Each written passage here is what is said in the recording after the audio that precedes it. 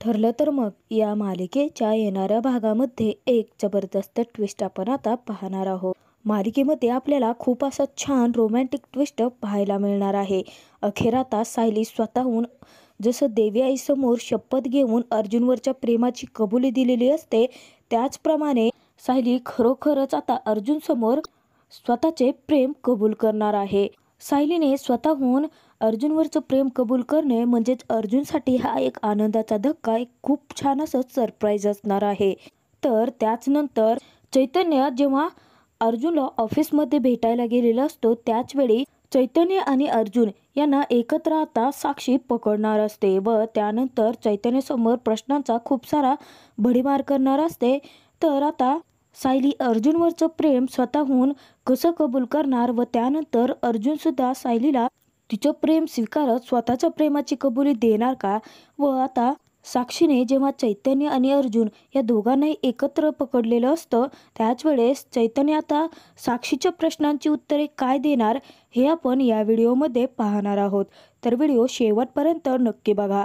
तर इकडे आता मालिकेमध्ये साक्षी घरात नाही या संधीचा फायदा घेत ऐनवेळी आता कुणालच्या बाबतीतले सापडलेले पुरावे चैतन्यने जसेच्या तसे साक्षीच्या कपाटात लपवून ठेवलेले असतात व त्याचनंतर अर्जुनला मेसेज करून सांगितलेलं असतं की त्याला अर्जुनला भेटायचं आहे।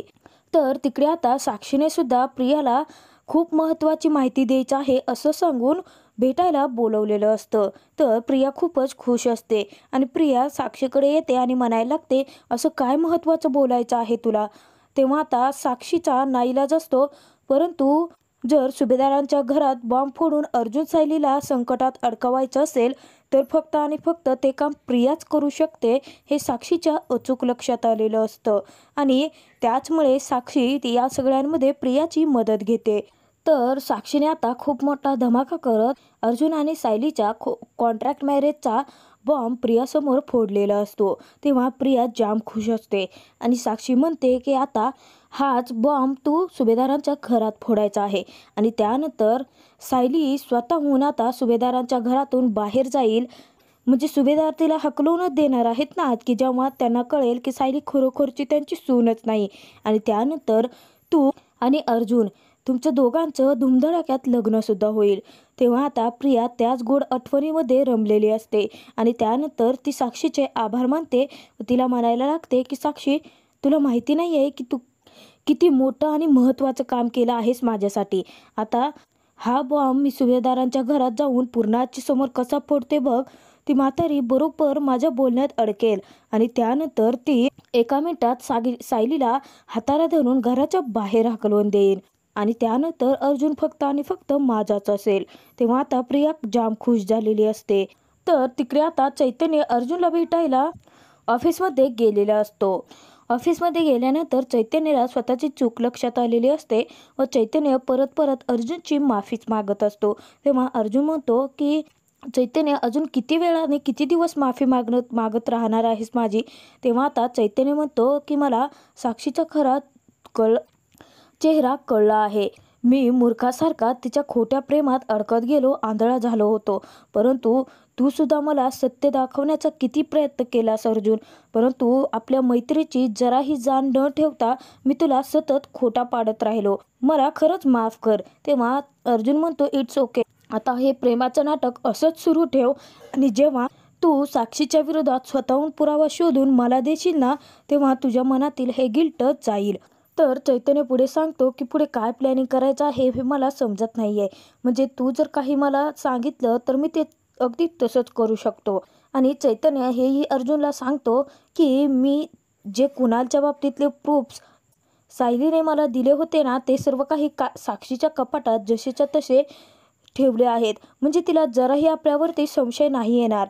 अर्जुन म्हणतो की हे तर तू चांगलं काम केलं आहेस, आता त्या साक्षीला असंच गाफील ठेवायचं आणि तिच्यासारखंच खोटं नाटक करून तिच्याच विरोधात आपण पुरावे गोळा करायचे। इतक्यातच खालती आता साक्षी आलेली असते, म्हणजे साक्षी अर्जुनच्या ऑफिसपासून चाललेली असते। पाहते तर तिथे चैतन्याची बाईक साक्षीच्या नजरेस पडते आणि साक्षी विचार करायला लागते की हा अर्जुन आणि चैतन्य या दोघांचं काही प्लॅनिंग चालू नाही आहे ना, म्हणजे साखरपुड्याची जे काही घडत होतं त्यामुळे मला त्यांच्यावरती संशय होताच, परंतु आता अचानकपणे हा चैतन्य अर्जुनची भेट घ्यायला कशाला आला असेल?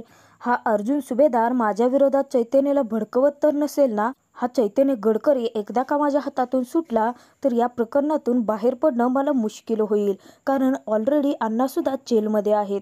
हा चैतन्य नावाचं प्याद मला जपूनच ठेवावं लागेल, तेही अर्जुनपासून, असं साक्षी स्वतःच्या मनाशीच म्हणत असते. तर आता प्रिया डायरेक्ट तिकडे सुभेदारांच्या घरी गेलेली असते आणि जेव्हा प्रियाला पूर्णाची अस्मिता पाहतात तेव्हा त्या खूप खुश झालेल्या असतात. तर कल्पना आणि विमलला प्रियाला पाहून जरासा राग आलेला असतो. तर कल्पनाला वाटत असतं की ही तन्वी जेव्हा जेव्हा सुभेदारांच्या घरात येते तेव्हा सगळ्यात जास्त त्रास सायलीला होतो. तर आता पूर्णाचीला गळ घालत प्रिया म्हणायला लागते की पूर्णाची, मला ना तुझ्याशी गप्पा मारायच्या आहेत, चल ना, असं म्हणून तिला रूममध्ये घेऊन जाते. तर त्यानंतर पूर्णाचीला ती म्हणायला लागते की पूर्णाची, खरं तर एक महत्त्वाचं काम घेऊन मी तुझ्याकडे आले आहे आणि मला तुला काहीतरी महत्त्वाचं सांगायचं आहे. तेव्हा आता पूर्णाची आणि अस्मिता दोघी एकमेकींकडे पाहायला लागतात. तेव्हा प्रिया म्हणते की पूर्णाची, ती गोष्ट महत्त्वाची आहे कारण ती अर्जुन आणि सायलीच्या बाबतीतली आहे. तेव्हा आता अस्मिता म्हणते, अर्जुन आणि सायली? अगं मग तन्वी सांग ना. पूर्णाची समोर आता प्रिया त्या सत्याचा बॉम्ब फोडत म्हणायला लागते की अगं, अर्जुन आणि सायली या दोघांनीही लग्न या पवित्र बंधनाचा एक खेळ पाडला आहे. त्याचं रूपांतर, एवढ्या पवित्र बंधनाचं रूपांतर त्याने कॉन्ट्रॅक्टमध्ये केलं आहे. तेव्हा तिथे त्या अस्मिता आणि पूर्णाचीला काहीच समजत नसतं. तर पूर्णाची समोर प्रिया म्हणते की अगं, अर्जुन आणि सायलीचं लग्न खोटं आहे, म्हणजे त्यांनी त्यांच्या सोयीसाठी केलेले कॉन्ट्रॅक्ट आहे. तेव्हा आता पूर्णाची चिडते आणि त्यानंतर ती सायलीला खेचतच देवी समोर आणते. तर इकडे आता चैतन्य आणि अर्जुन दोघेही खालते आलेले असतात. तर चैतन्य जेव्हा साक्षीला पाहतो तेव्हा त्याला जरासा धक्काच बसतो. तर साक्षी म्हणते, चैतन्य, तू इथे काय करतोयस? तेव्हा आता चैतन्य जरासा घाबरतो आणि चैतन्य म्हणायला लागतो की काही नाही ग, आमच्यातले जे काही वाद होते ना ते मिटले आहेत आणि अर्जुन सुद्धा आता तुझ्या विरोधात माझ्याशी काहीच नाही बोलत आहे, त्यामुळे मला खूप छान वाटलं. ऑलरेडी आता अर्जुनने आपलं प्रेम स्वीकारलं आहे आणि त्याचा विश्वास बसला आहे की आपण एकमेकांवरती खरं प्रेम करतो, म्हणजे तुझ्यावरती खूप विश्वास बसला आहे. तेव्हा साक्षीला जरासा संशय असतोच.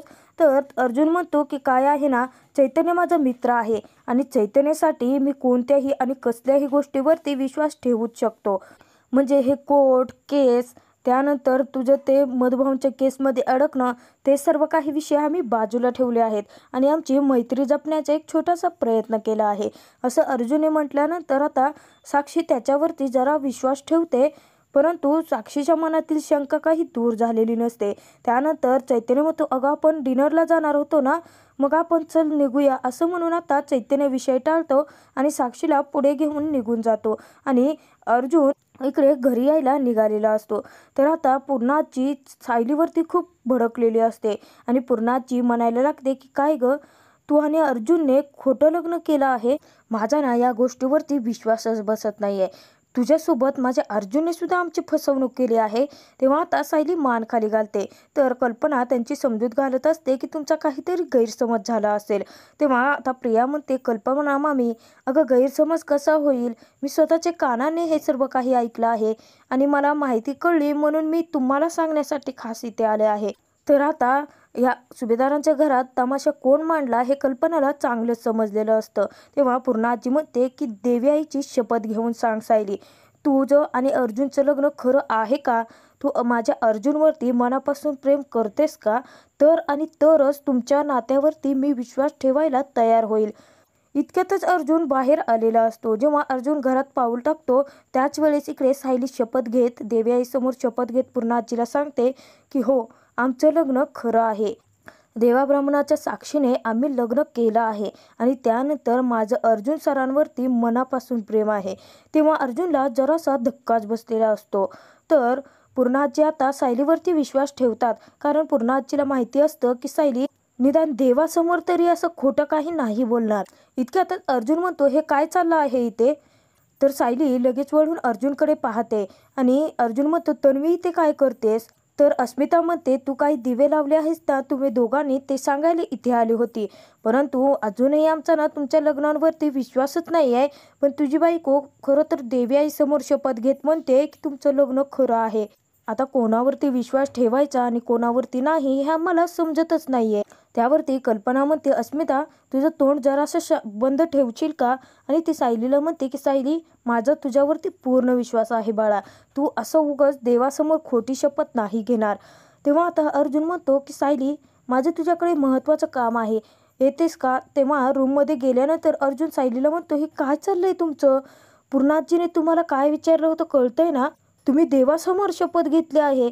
त्यावरती सायली म्हणते, सर मला तेव्हा काहीच समजलं नाही. माझ्या मनात जे काही आलं ते मी सांगून टाकलं पूर्णाजीला आणि मी खोटं नाही बोलले. अर्जुन म्हणतो म्हणजे?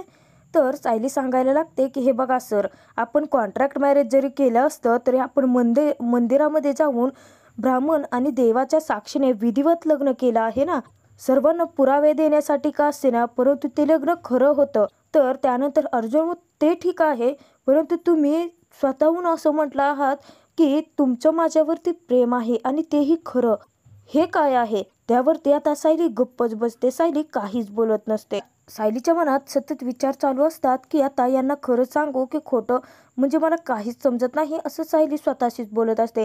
तेव्हा अर्जुन म्हणतो, मिसेस सायली बोला पटकन, तुम्ही देवासमोर शपथ घेतली आहे की तुमचं माझ्यावरती प्रेम आहे, हे खरं आहे का? तेव्हा सायली म्हणते, मला माहीत नाही सर, माझ्या मनात काय गोंधळ चालला आहे ते.